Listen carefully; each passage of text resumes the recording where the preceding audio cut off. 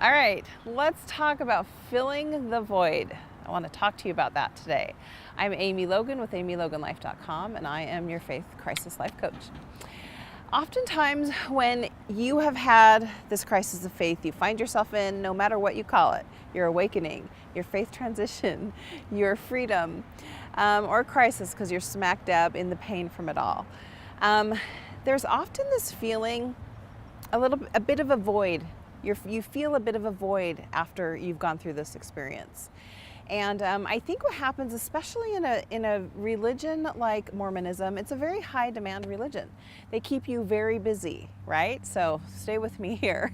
You've got your Sunday meetings, which used to be 3 hours. In January, I guess it goes down to 2 hours each Sunday. And you have a calling, and you have weekend activities, ward parties. You have all of the things that go with the Mormon lifestyle. It's not just a religion, it's very much a lifestyle. And when you leave that, let's say you've made the choice to leave it, that's where you've ended up with after your crisis of faith. You leave it and then you feel like, now what? So you've probably gone through your time where you're consuming, endless amounts of information that would be filling up that time. And you're getting to the point where you're kind of through that stage of things. And now what? Now what do you do? So many of my clients come to me wanting to know, what do I do now? What do I do with that void, that space that used to fill up my whole life? And you know what I always say? Don't be in a rush to fill it, and don't feel like you have to fill it with anything specifically.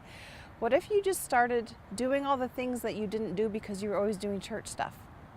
What if you start figuring out who you are with a new definition of just whatever you feel is best? So you're discovering yourself now through a different lens of what the church had you do, because most of us got on the path, we were born in the church, or you're a convert, you get on the path and you start filling your time with all the meetings. There's so many meetings that you go to in the Mormon faith, and so many activities, and you have a calling, and then you have children and you keep them going, and you're just doing the whole thing. And I think it's a little bit uncomfortable when you get done and you just kind of look around and you have all this time. Well, just look at it as it's really exciting because instead of spending all the time in a church, you could be exploring on Sunday and figuring out what you believe and why you believe it. Or you don't have to figure anything like that out, and you can just pick up painting or pick up a camera and start taking photos.